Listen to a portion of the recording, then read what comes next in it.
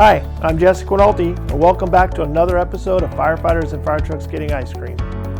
This is a 1981 Mack CF 611 custom pumper, chassis number 2148. The motor, of course, is a standard Mack 6-cylinder thermodyne diesel. She sports a 1,250 gallon per minute water pump and a 750 gallon water tank. This rig was in service as engine 11-2 for the Temple Fire Company in Berks County, Pennsylvania. The rig was purchased at the end of 1980 for just over $80,000 and was manufactured just 35 miles down the road in Allentown. Cruise down the streets with us in Virginia Beach with Chase Sargent.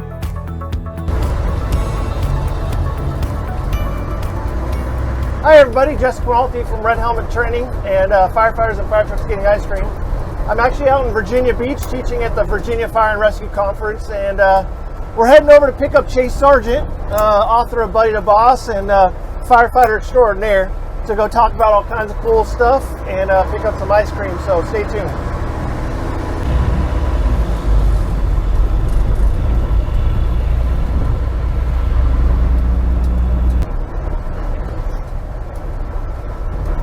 So here we are picking up Chase at the convention center. It was actually snowing yesterday and we're going to get ice cream today. It's freezing.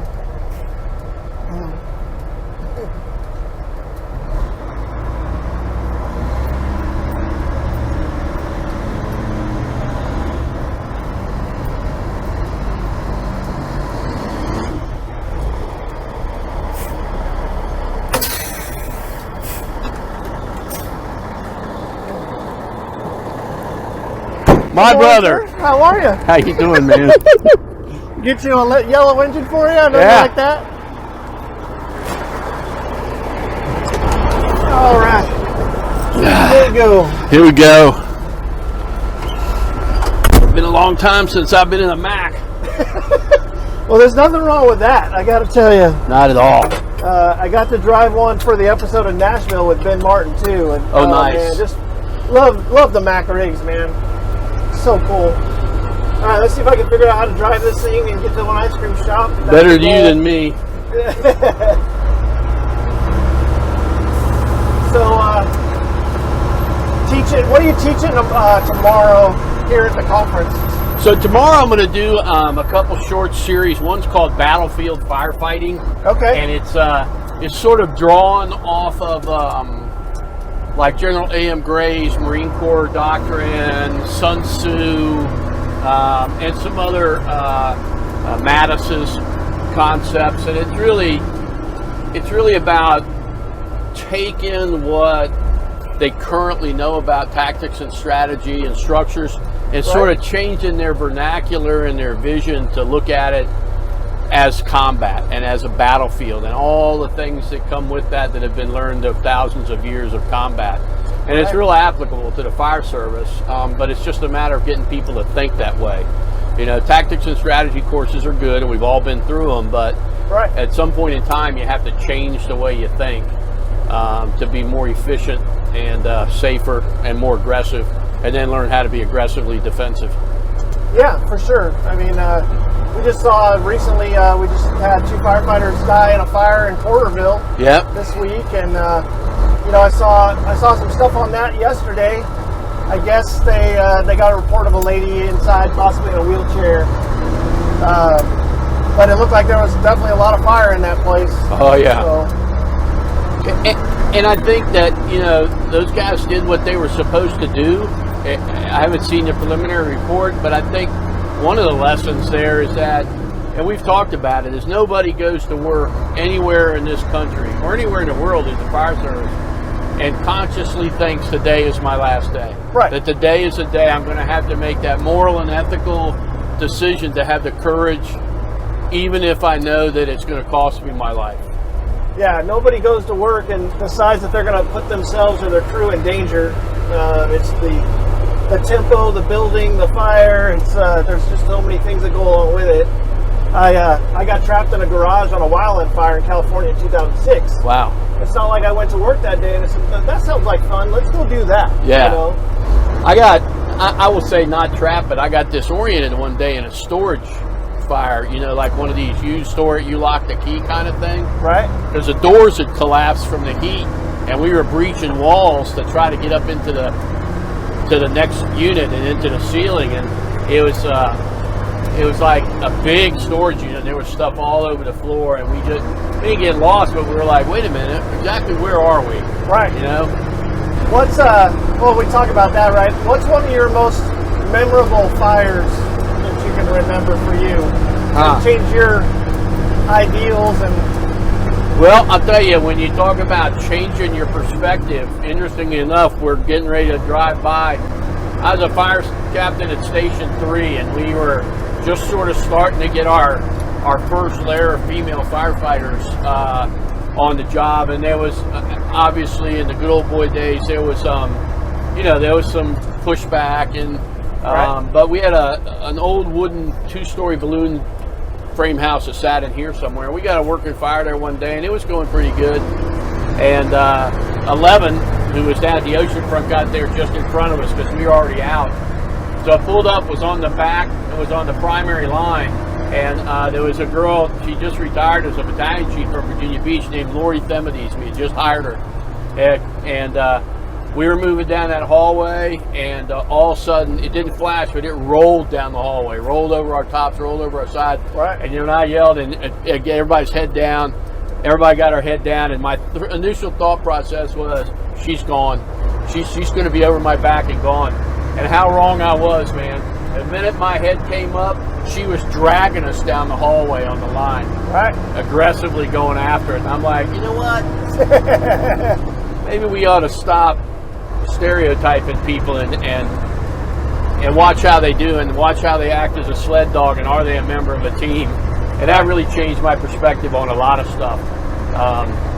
But I've had a lot of big fires and a lot of single family dwellings in my career, but that really changed my perspective in the real early 80s on teamwork and not snapshotting people, and watch what they do. Well, it's just like you talk about, right? Your buddy the boss stuff and the managing employee fire stuff that I do. A lot of that is knowing their building construction, knowing your people, knowing how they're made and how they're going to respond to if there's a fire and or a fire within them. That's what it's all about. Like you said, we have bias and we do those prejudging, that prejudice stuff, but it takes time as a company officer to build that trust and build that relationship and get to know your people, and even more so with you kind of doing some stuff in Iraq and other garden spots, as you call it, to really start figuring out what's the capability and what are we doing. Well, I think that the thing, and I think fire service is getting better at it, but I guess I can say suck on this, but we always suck at raising our officers. I mean, we would spend 26, 28 weeks putting you through recruit school, then we put you on a year probation, and we'd really scrutinize you when it came to being a firefighter and being a team member and watching what you can do. Right. But when you became an officer, we just shook your hand and pinned a badge on you and said, go forth and prosper. And it's ridiculous because, one, they're the designated adult in-house, and that's a hard transition. They're responsible for the safety of that crew, for tactical decision making, and that's not the hardest part. And I know because you train it all the time. The hardest part is people and the HR stuff that people do, and the silly stuff that people do. And we didn't train anybody. I was a victim of that. We didn't train you for anybody, and you think you're prepared, and you might be prepared tactically and strategically, but you're not prepared to be a coach. You're not prepared to be a mentor. You're not prepared to be a talent scout and stop so hard trying to stuff into people what was left out, because it's really hard enough to draw out what was left in. Right. And I think we're getting better at it, but we're still not there when it comes to training our officers. And then when they screw up, we go, well, what were you thinking? Well, if you're going to raise kids, it's my responsibility as a parent, and the organization is the parent, to raise the kids. Yeah. Turn that heater down for you. Wow. Whew. Nice. You're doing pretty good driving this thing too. Well, the clutch comes way up. It's it's touchy. Well, and that's why that strategy and tactics for employee fires is literally my busiest class now. Because like you said, we teach officers how to do a size up on a building on fire, but we're not teaching them how to do a size up on their employee on fire. And we just promote them. I sat in Mark Davidson's class at Fairfax the other day about their officer development program. Because like you said, firefighters, we have a system. We send them to the academy or whatever you have internally or externally. They go through probation, there's a task book, or there's something, but the company officer, there's nothing pre or even post, promoting to that. Yeah, I think most organizations are doing it now, but if your organization doesn't have a probationary manual that is handed to the officer that says this is our standard and this is what we're going to do for everybody who comes out of rookie school, to take the potential discrimination or what the expectation of how to raise the kids are, then you're making a big mistake. Not just about how to be fair and equitable with your people, but you're putting yourself in a real liability too if you don't do that. Yeah, there's more of a possibility of you losing your life, right, in that employee fire than in the fire on the street. Yeah, absolutely. And that's a great term, employee fire. I mean, I always joke, if it wasn't for people, we wouldn't have a problem. Because 95% of the stuff you're going to deal with as an officer is going to be employee policy, human relations stuff, and hopefully not too many people doing knucklehead stuff, but it happens, and you got to deal with it. But, well, and the other big change is I look at, just like when you go to a fire, right, you have to have that command presence, you have the radio voice. If you wouldn't say it over the radio, with the F-bomb and bleep bleep, well, then you shouldn't be doing it in the captain's office either, right? You need to have that command presence and the mentality that these are good people that just had a bad day most of the time, right? You're exactly right. Nobody wakes up in the morning, I don't think, and we've all been there. I mean, I can't tell you the number of second chances I was given, because I worked for a great guy named Harry Dizell, and for the most part of my career, I had pretty good officers that I worked for.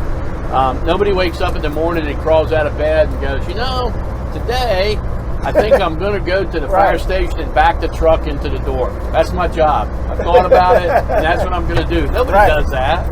Well, I can't imagine with you, they were second chances. It was third and fourth and fifth. Yeah. You know what? I was like a cat with 9 lives, and I was blessed to be surrounded by probably the most phenomenal fire chief and human being I could ever have been blessed to work for.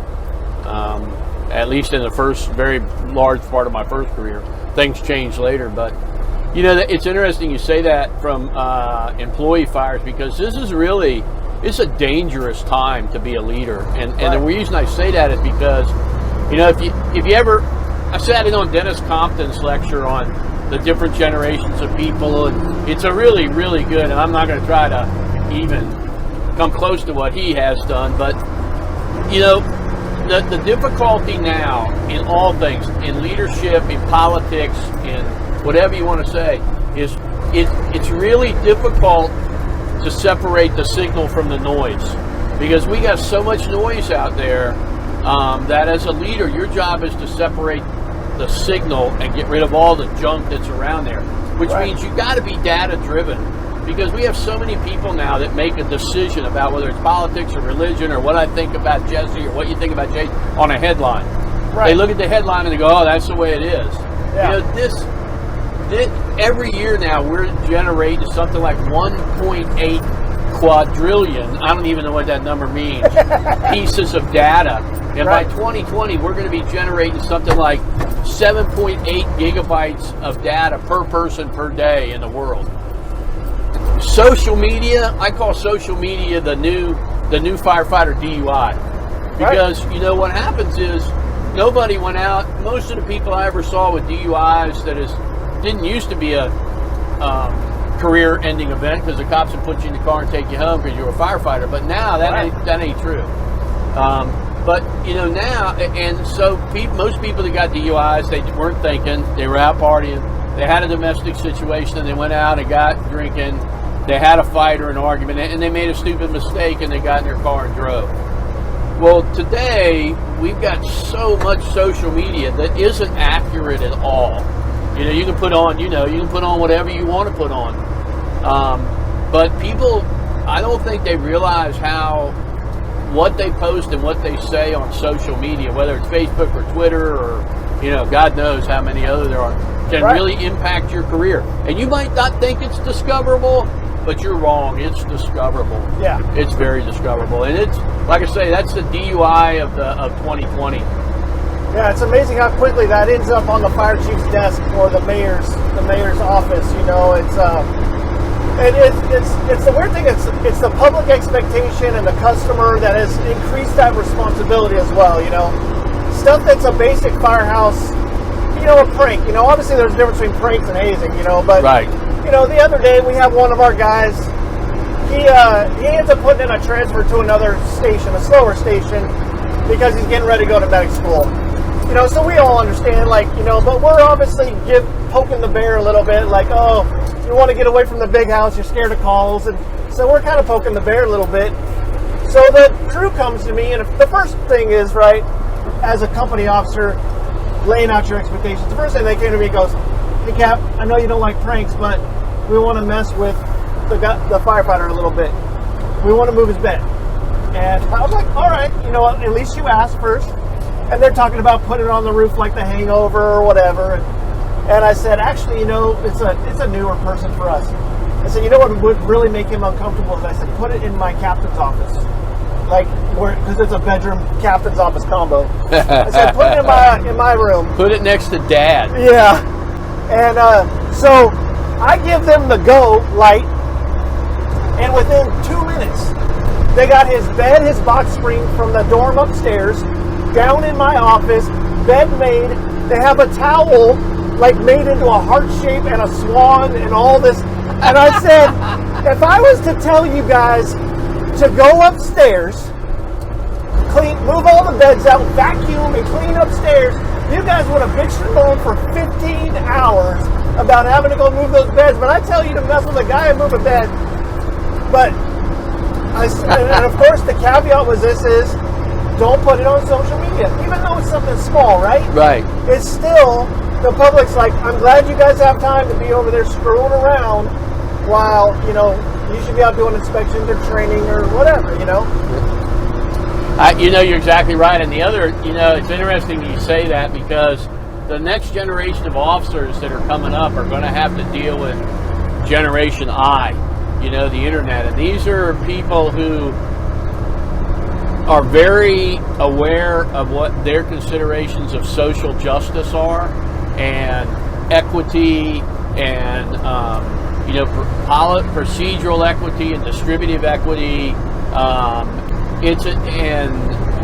Words are harmful, especially if they're coming out of the college institutions of today, there's a great book out. It's called The Coddling of the American Mind. And it reviews all the stuff that's going on now and why really what we're generating is we're generating a much weaker generation who is so sensitive to everything, and it's being reinforced. It's being reinforced in parenting, in our institutions, and that's going to be a big change for a lot of our officers when they start seeing the influx of Generation I into the fire service. Because it's going to be a real eye opener. Well, and then in my employee fires class, I relate the new member to lightweight building construction. They're the new construction. You get a fire in there, right? It spreads really rapidly, and they throw embers and they catch other people on fire, and that's a good one. But you have to understand how to work with that, right? Obviously, you're doing your buddy to boss stuff, right? How do you be able to connect with those people? You have to be friends with them as part of your crew and to make a good relationship, but at the same time be able to step back and be the boss when you got to be the boss. Yeah, I think you've hit on a couple of them. The first thing is there are certain norms which are expected. I expect you to be able to be a good EMT or a good paramedic. Right. I expect you to be able to aggressively attack the fire. I expect you to be able to get along with your peers in the fire station. I expect you to be a sled dog, because regardless of what we think, we get the first snapshot that people take of us when we come on the team is, are they a sled dog? Will they pull their weight? Right. You know, when they're getting burned and it's down on their ears, will they, will they hang in there with us? So, I mean, there are certain norms, no matter who you are, black, white, yellow, green, male, female, I don't care, right. that you have to meet. I think the second part of that is, and you said it, is you got to set up expectations early. You got to sit down and you got to say, look, these are my expectations of you as an officer, as the boss. What are your expectations of me? Right. Because if those expectations are sort of aligned, you're pretty good to go and you can adjust it. But if they're like this, if they're real divergent, you got a problem coming in the door. You know, because my girlfriend, Margaret Reyes, who retired from Montgomery County Fire and Rescue, is a firefighter paramedic. She has a great saying. It's no expectation without negotiation. So how can you expect somebody to understand what you want if you don't sit down and tell them and then negotiate it and then make the changes? And I think but one of the other big things is you got to be a talent scout. I mean, you know, I do a thing called the DISC profile, and I joke with everybody. I said, you know, I know what your problem is. I know what everybody's problem in this class is. Your problem is you're not more like me. If you were more like me, everything would be great, you know? But the reality is, if you were more like me, we'd either all be in jail or we'd all be rolled around on the ground beating each other, okay? I was going to tell you there's not too many people like you, but I think you already know that. I'm trying to think of this guy who used to work at the National Fire Academy. He used to call me the Ted Nugent of the fire service. But the bottom line is that you got to be a talent scout. So if you really want to build a team, you gotta figure out what everybody's talent is that they can contribute above and beyond what the expected norms of everybody are. Right. And again, start trying to draw out what was left in and instead of trying to push in what was left out. And that's being a mentor, that's being a coach, that's being a talent scout. You know, there's an old story of 1939, I think it was the Cubs. They sent they sent a scout out, and he came back to the manager. He goes, hey, you know, I found a pitcher. I go, I found a pitcher for us. He pitched against 20 batters, and nobody could hit him except one guy kept fouling all the pitches off. And the manager looked at him and said, hire the hitter. We're looking for hitters. And so I think there's so much, and you know, there's so much to teach these kids that are coming up, but you got to give them the tools. You got to raise the kids early. Right. Because if you've got kids, you know that if you made a decision to start raising your kids when they were 18, what the outcome would be, you know? And most people, fire service, everybody, they don't pay attention to what you say. They watch what you do. You can't drive down the road with a cigarette in one hand and a bourbon and ginger in the other and go, hey, kids, don't smoke and don't drink and drive. Right. Well, and you have to know the why to the yeses and the nos. You know, it's like you said with your kids, it's not like you can say, you know, well, because I told you so. It's only going to work for the firefighter for so long, yep. You know, especially in today's generation where they're taught to ask why. So you have to be prepared for those questions, be able to justify it, do your research. Like you said, it's a rough time to be a leader and an officer in the generation that we're in. You're exactly right. That's the signal and the noise, you know. And there's times, you know this, there's times when you're just going to have to say, look, that's the policy. That's the way it is. And right. You don't talk bad about policy in front of them. You don't say, hey, it's BS. You know, policy is what policy is, and our job is to adhere to it, to argue our point until the decision's been made, and then get behind the policy and support it. Now, on the downstream end, your job is, if it's a silly policy, is to right. do what you can to try to get that policy and that wet blanket off the organization. Right. But you know, I don't agree with all the rules that we got and all the rules we've had, but the bottom line is your job as an officer is to enforce policy equitably, fairly, distributed justice, a policy justice. You know, that's your job. And if you don't want to do that, you should not become an officer. Right, exactly. And it's and taking care of the smaller policies, right, is keeping you out of trouble for the bigger ones. You know, like I always talk about, you know, like a uniform shirt. You know, a guy that doesn't like wearing his uniform shirt going to the store or going to a restaurant or whatever. And obviously, it has nothing to do with policy 526 says you need to wear a uniform shirt. it has to do with pride and tradition and customer service and things like that, right? That you as an officer, again, it goes back to the why. You got to explain, like, look, this is why this is important. But eventually, if I have this firefighter that I work at headquarters, so uniform shirts are like they're a normal thing. Like something's going to come up where you're going to have a public interaction anyway. So you got to have it. And so I get a firefighter that purposely forgets his shirt every time he works down there, you know? And it's like, hey, where's your shirt? Oh, Cap, I forgot it, you know? And then we'll go borrow somebody else's, and it's just weird, right? So you put him in position, so we go to the grocery store. Hey, let's go get the dinner, and he doesn't have his shirt. Well, the first thing you got to figure out as a captain is it doesn't take all 3 or 4 of you to go to the grocery store. I don't know if that, like a lot of guys know this, right? But all of us have to go inside the store. You leave them in the truck, right? So one day, this guy continues just to push it. So we're going to In-N-Out Burger for lunch. The whole way there, they're talking about, I'm going to get a double and animal style and protein and fries and a chocolate shake, of course, to wrap it off, right? Yeah. And I know it's coming. We get there, this guy gets off the truck, and hey, where's your shirt at? Cap. And it's like, sorry, man, you're eating leftovers, and I'm still getting my double, you know? But enforcing the small stuff, it makes it easier for the big stuff to know that they're not going to be able to draw your line. Yeah. Right? Well, and that's what I call a fringe employee. Look, we all, you know, unfortunately in municipal government, as Jim Page said, minimum qualifications become maximum expectations. Right. And so since we're not a pay-for-performance organization, which I wish we were, you know, just because you're an A player, most of the time you're going to get paid the same as a C player. And we got to figure out ways to correct that, either individually or organizationally. But, you know, the guy you're talking about, that's the guy you sit down, in my opinion, you sit down the first time you counsel him, and then you sit down the second time you go, are you familiar with this policy? Because I'm going to tell you this, here's a piece of paper that we're going to sign. And it's going to say we had this little discussion, because the next time I'm going to enforce policy. And if that's a reprimand or whatever it is, that's what I'm going to do. And I'm gonna enforce policy. And if you don't, and if you continue this way, and it, you know, I guess a uniform shirt's a little, but eventually, if they continue to act that way, and they don't get the message, and they don't grow up, and they don't get mature, then the final question is, how long have you worked for us, not counting tomorrow? Right. But yeah, I mean, you've got to, and you know, you got to give them a second chance. You got to sit them down, because they're going to test you.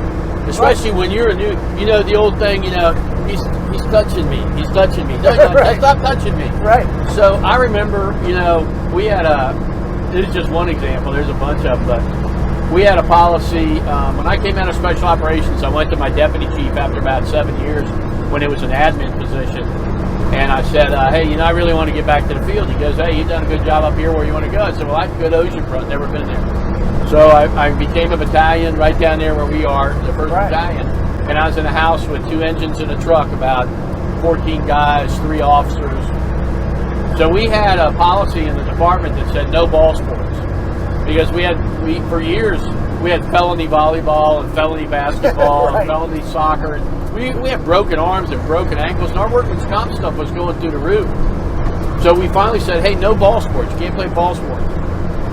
So I go out for my run one day, and my first shift, and I'm out for my run, and I come around the back of the station, making a loop around the station, and I look, and here are some of Virginia Beach's finest young men and women shooting baskets. Now, mind you, they weren't playing basketball, but it was almost like the Queen's basketball. Oh, your turn. After you. Oh, thank you. Shaking. So, you know, play some horse or donkey or something. You know, it's clearly what they were doing was they were going to see, is the new chief going to do this, or is he going to do this? Right. So I walked up to him and I said, hey guys, how you doing? And they go, good, chief. I go, what are you doing? They go, we're shooting baskets. I said, hey guys, look, you know there's a no pop, but we're not really playing. I said, stop. You know we have a no ball policy. Take the ball and the net, put it back over to the EMS side. No pushback, no complaints. Yes sir. They were just poking me. So when I finished my run, I went in, I found the officers. Now the officers, amazingly enough, are all in the same room. Right. And I went in and I said, hey guys, I was out for my run, and let me tell you what I saw. And they were like, no. And I'm like, now come on guys, you don't expect me to know you're in on this. And I told them, I said, our expectations when we sat down was, I'm not going to run your shift for you. I'm going to be a facilitator. I'm going to get you what you need to do. But if you want me to run your shift for you, I will. Right. And they were like, oh, no. But it was, you're right. You're exactly right, man. They're going to test you. They're going to test you on everything from policy to procedures to... Well, and you set yourself up for failure that you literally have a policy that there's no ball sports, but there's still a ball in the fire station. Like, that didn't go away. That's, because we know this. The next step for Chase is you're going to go out there and you're going to grab a knife and you're going to stab that ball and puncture it right. Oh, please. Please, I'd never do that. And then they're calling you out because you're not allowed to have a knife in the fire station, but they got a ball in the station. Yeah. It just goes crazy. It's crazy. But, yeah, I mean, and those are the kinds of things you got to nip in the bud, because little things, like you said, little things lead to big things relatively quickly. Right. And telephone, telegraph, tell a fireman. Pretty soon, the word gets out. Hey, you can do anything you want on Chase's shift, because he's not going to do anything. Yeah. He's not going to enforce it. He's afraid. He's going to look the other way. Blah blah blah blah blah blah. And that's dangerous. That's crazy dangerous for an officer. Now, some officers, we've got them. They do that on purpose because they don't want to. They just want to be a member. They just want to be a good old boy, and they never realize they put on a white shirt and that they're the boss now. They still want to be their buddy, and you just can't do it. You can make the U-turn. Oh, you can go right up on that. You can go right up on that curb. I'm going to go opposite direction here. You can go around this and come back, Yeah. I think. I thought I was going to make that U-turn. It ain't going to happen. We can park you here and steal that golf cart. That golf cart up there. I did an episode with Paul Strong. We were driving an old American LaFrance. And I was having all kinds of problems with the gearbox on that one, figuring out where it was. You weren't having no problems with this one. And we're over in a casino in Reno for this episode, and they have like the go-kart track out front. He goes, we can do go-karts in firefighters and ice cream. That's funny. So we're pulling up to the ice cream place over here. We're going to go to Blue Cow. Cool. Over by Hot Tuna. Do I look like I missed much ice cream? Look at me. Yeah, I've never had ice cream before ever. Yeah, I'll bet. Yeah, it's pretty good stuff. So. And I never was in the chief's office going, yes, chief, no, chief. I won't do that again, chief. I promise.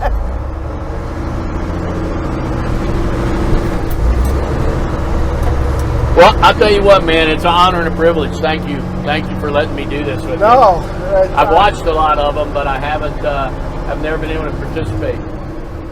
Well, have you done one with Billy Goldfeder? I did one with Billy G. Billy. And this year I got lined up. I got Mendorf lined up to do one. Oh, nice. Nick Bernasini. Oh. So it'll be another awesome year. And you were an easy phone call. I'm like, oh, going to Virginia Beach. Let's find Chase. That's. Have you done Gordon Graham?